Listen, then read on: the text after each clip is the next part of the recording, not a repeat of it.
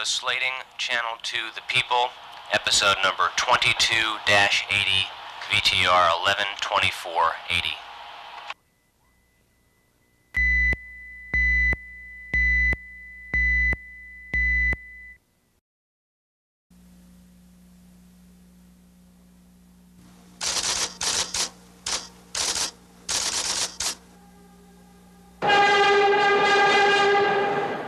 New York City's subway system. It has turned into a nightmare for the millions who ride it each day. On an average week, over 300 felonies will be committed down here, ranging from robbery to assault, and on occasion, murder. The reason for the crime wave? The city says it doesn't have the money to pay for transit police. Hello, I'm Fred Noriega. This is the 42nd Street and 8th Avenue subway station on the IND line. Your chances of being mugged or assaulted here are better than any other station in the city. Subway riders are scared, and they're more than willing to talk about it. I don't wear a lot of jewelry. I usually hold my purse really close to me, and I don't carry a lot of money. We're trying to be very careful, and we are very frightened, especially for the older people. You know, they're trying to do anything. They grab you. Who grabs? The bums. There's plenty of them. How do you feel when you come into the subways? A little apprehensive, a little afraid. The unknown, you never know. You come down and you wonder whether you're going to come back out the same way that you went down. A couple of times, a couple of guys were smoking cigarettes, blowing smoke in my face and whatnot, and I didn't like it. So I told them to put it out and so forth and so on. I had to smack one of them, so forth and so on, and nothing became of it, but it still was a problem. Protection is non-existent, and I feel that it is really deteriorating, and nobody seems to give it what is happening. They got me by the leg while I was going up the stairs, and they got a hold of my leg, and I dragged my bag, and they got $70 out of my bag. I had just got paid. Meet 21-year-old Rocky Pratt. For him, the subway has been a playground. He spent close to 7 years ripping people off down here, and says for him, or any mugger for that matter, the subway traveler is easy pickings.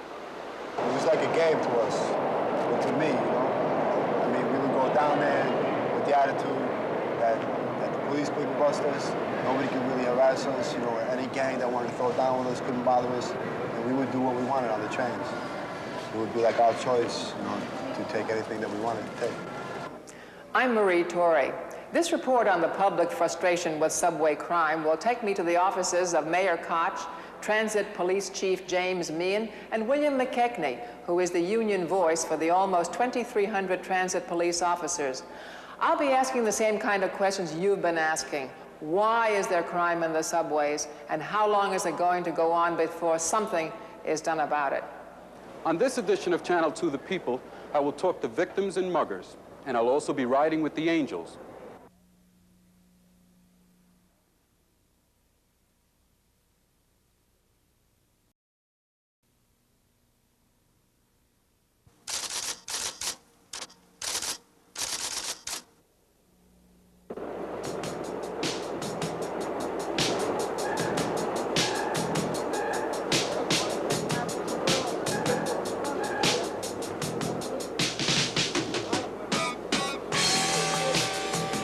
There are 230 miles of subway running beneath this town, and most of it is considered dangerous and unsafe. This past summer alone, felonies were up nearly 70%, and the reason is obvious. There are just not enough transit police down here. And nobody knows that better than this guy. For 7 years, beginning when he was a mere 13 years old, Rocky Pratt was a rip-off artist. Everybody says, nah, it ain't never gonna happen to me until it does. You know, big or small, we used to take anybody home. Basically, it was like a game to us. I mean, it's like a playground. And the average rider is easy pickings for any punk or thief who happens to be operating on the trains. They advertise all the time. They wear jewelry. It's like an ego trip. People go on ego trips. They wear their expensive clothes, their jewelry. So you know they're gonna have the money too. Pratt's system was always the same. He and a couple of his buddies would hop on a car and scan the train for police. Majority of the time, we know where a cop is. If you see him on the station, you know there ain't no cops for at least 10 more stations and stuff. If there's no cop there, we do our thing. He would then position himself between the last and the next to last car and wait for his victim. In this case, me. As soon as somebody came walking in between the second to the last car, I'd accidentally throw my shoulder, and he would bump into me. And as soon as he looked at me, you know, with that surprised look, I was just yoking. Tell me, is it really unsafe down here for people? Yeah, very unsafe. And like I said before, people still advertise. They advertise like they want to be ripped off. They're very foolish. Mike McHale and Bob McGuire have almost 20 years of experience between them as transit cops. Both admit that their police force is losing the battle to the underground enemy. In the past 5 years, over 1,000 transit police have vanished from the platforms due to layoffs and attrition. Down here, what we basically are patrolmen just on uniform patrol. There's not too many specialized units other than the decoy squads. Everybody on the transit police is actively fighting crime, and if we don't have the number of men, we can't fight crime as well. I've fallen out on roll calls where there were 10 cops covering the entire Midtown subway system. I've seen less cops working the entire Midtown subway system. The transit police reported that during the summer months of 1979, approximately 2,388 more felonies were reported than in the same period of 1978. One of those victims was Alicia Flynn, who was ripped off in the middle of the afternoon. He grabbed my purse, and he continued to pull me down the stairs. And the first thing I did was start screaming. He wouldn't let go, and I was continuing to be dragged down the stairs. And I looked over, and the man in the subway booth was doing nothing, was reacting in no way, and then there was another man in the telephone booth. And this is all very close by. They can all see you? They could all see me. I was screaming to the top of my lungs. And I got no reaction from anyone. And I was still, at this point, holding on to my purse. And this man was still dragging me. And I looked in his eyes, and it said, you know, the next thing is, if you don't let go, you know, I'm going to have to slug you or something. Half the tears I was crying was because nobody responded. It's not like they had to, you know, strike back at the man or anything, but just yell, just let the man startle him, do something, but just not leave it like that, you know. It's not that over 300 people are hit on an average week. It's that we seem to have surrendered to the criminal. People are scared, you know. People are scared to take action. You know, they'll see somebody getting jumped or whatever on the train. I've seen it a lot of times. And people will just stare at it. Say, I don't want to get involved. You know, they're afraid. I help anybody that screams. I go to anybody's rescue, you know. It's not that I'd be so strong as to be able to fight off whoever, you know, was attacking, but I'd scream, I'd help them, I'd let them know I was there somehow. We've made it advantageous for the young punks and for the criminal element in this city to just come wantonly and decide to rip off, beat up, maim, brutalize, rape, assault people at their will, and we idly sit by and virtually never get involved. That's why crime is on the rise. 30, 40 years ago, you'd have never expected a situation like that because the people wouldn't have tolerated it. You've seen this face before, I'm sure, and this T-shirt, too. They belong to Curtis Lewa and his guardian angels, of which Rocky Pratt is now a member. They have become a kind of security blanket for the intimidated strap hanger. I want you guys to spread out the same way you normally. I met Curtis in an angel patrol at one of the city's worst stations, 42nd Street and 8th Avenue. Within a half hour of their arrival, they were needed. A tired old man threw himself in front of a train. A crowd formed and the angels held him back while the police dealt with the tragedy.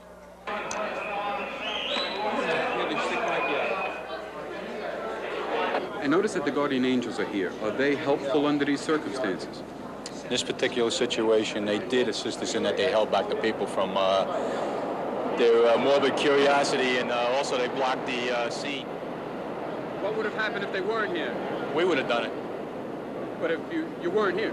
They were of some help. That's what you're asking. Yes, in this particular situation, they were. But Sliwa says the police in the city are hostile towards the angels. Well, to be very blunt, I think our mere existence points out a lot of the inadequacies of the system itself, both politically, in terms of the officials, and also in terms of the police. We are out here because we have to be, in reality. Survival of our communities, of our peoples. And they object to the fact that we're out here because it does point out that they are not able to deal with the problem. How safe are the subways? They're not safe at all. In fact, I advise my own mother and father not to ride the trains. I advise my own loved ones not to take the trains. They are totally unsafe. The authorities say they will need a 65-cent fare in order to increase the amount of police on duty. Sliwa thinks the 5-cent increase could be forgotten if the people in charge would use a little common sense. Well, there are a lot of things that they can do that wouldn't cost them a dime, What are they? theoretically. Why can they not have a system at night? It reaches a certain point after, rush hour, where they have louver gates, where they can close off entire sections of the station, also down on the platform.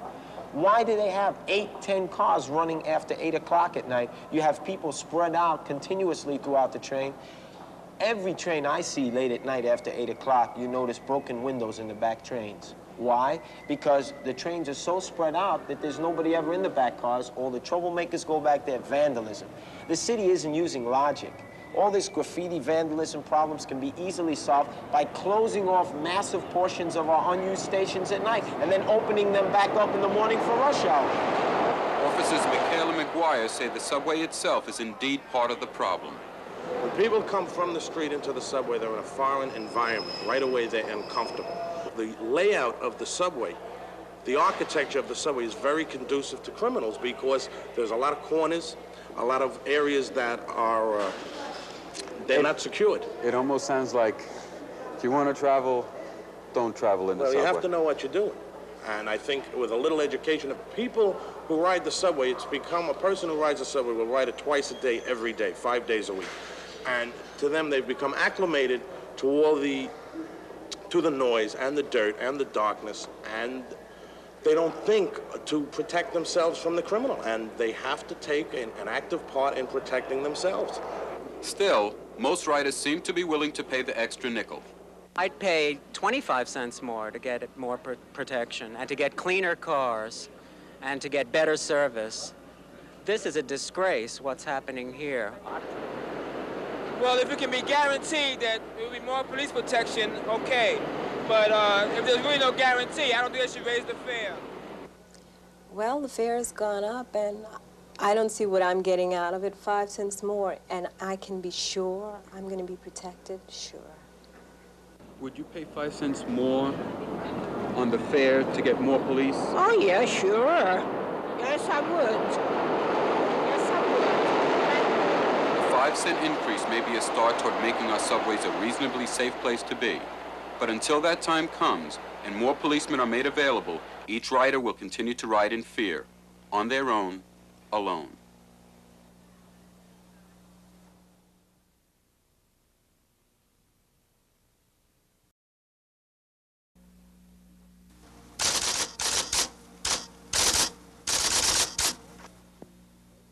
The perception of people is that there is greater crime in the subways than elsewhere. That is not a true perception of the reality. To Mayor Koch, subway crime is exaggerated. If I didn't carry a gun, I would be very skeptical of riding the subway.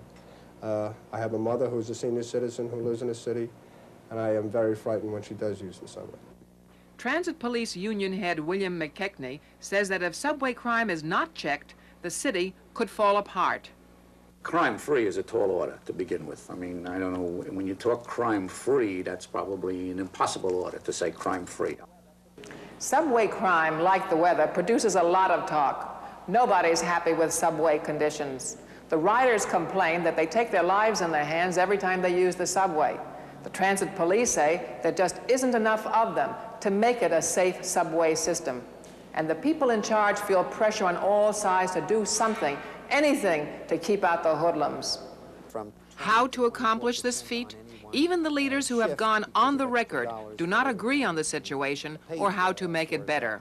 But the truth is that the crimes committed in the subway at their high were 350 a week, approximately, and 3.5 million people use the subway every single day during the work week. So statistically, it is infinitesimal. That doesn't mean that we shouldn't be concerned about it, because there is a special fear that comes from being attacked in a subway as opposed to being on the streets of this city or any other city. So I recognize the problem, but it should not be exaggerated as it currently is, because it only frightens people.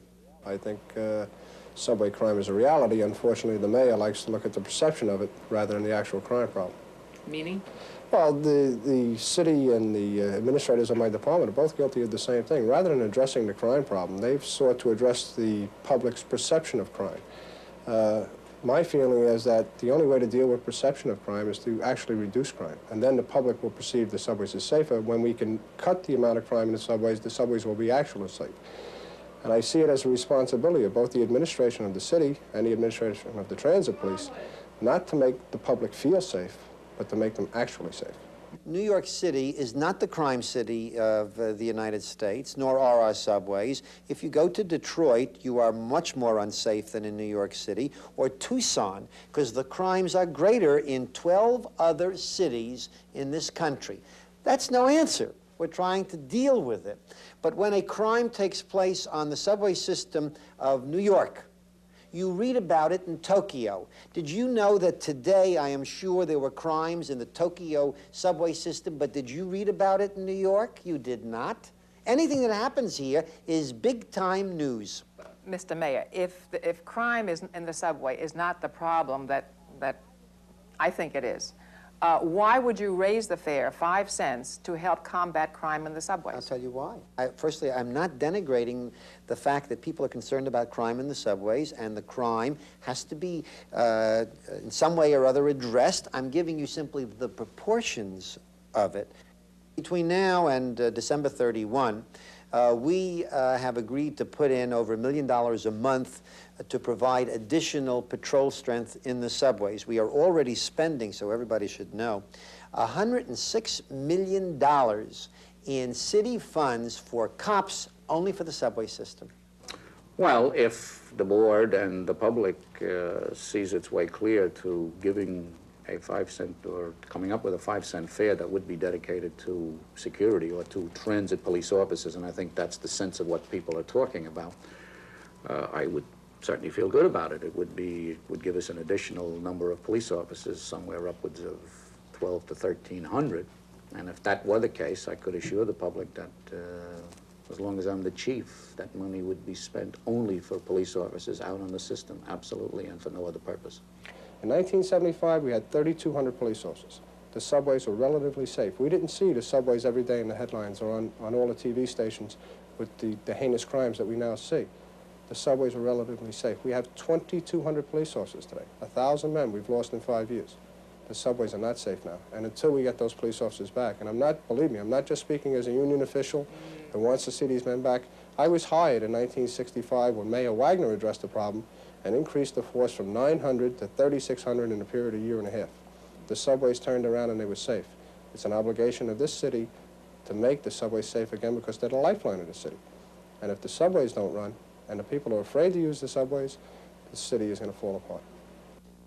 Bob Keating went out To prevent the subway system from falling apart, Mayor Koch talks about subsidies from the federal and state governments, along with revenue from the proposed 5 cent fare increase.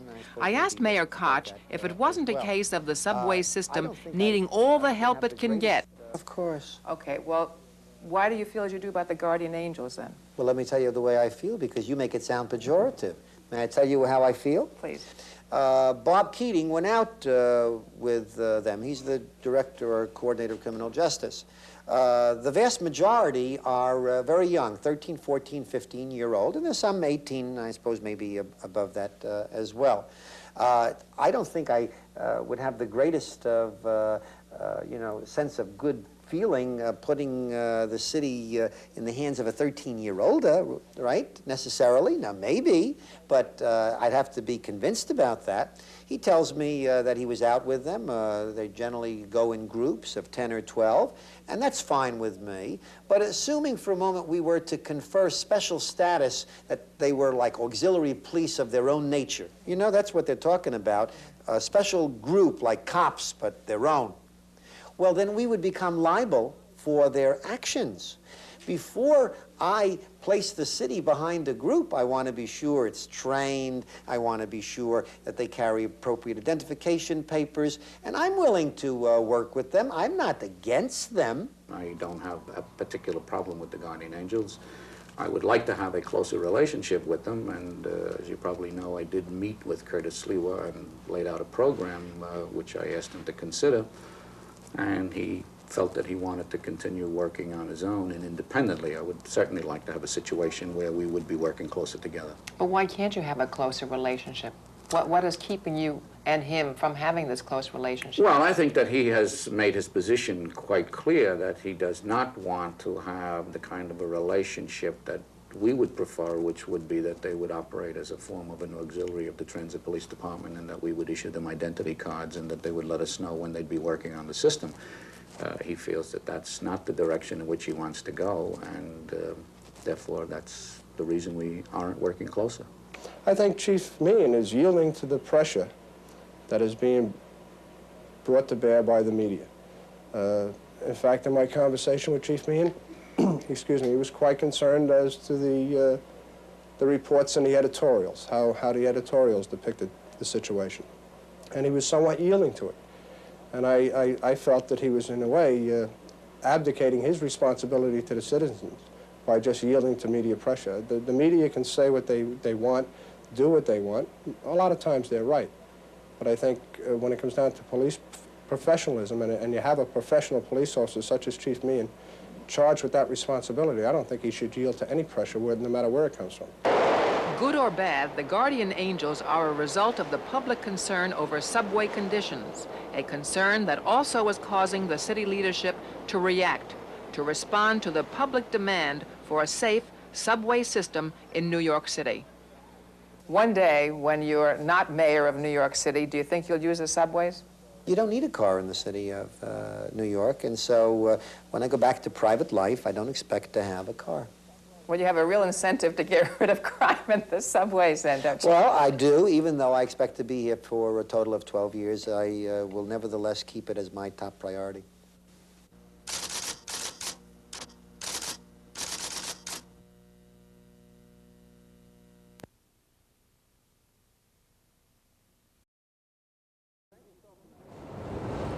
One way to prevent yourself from being mugged is to make sure that you don't make it easier for the mugger.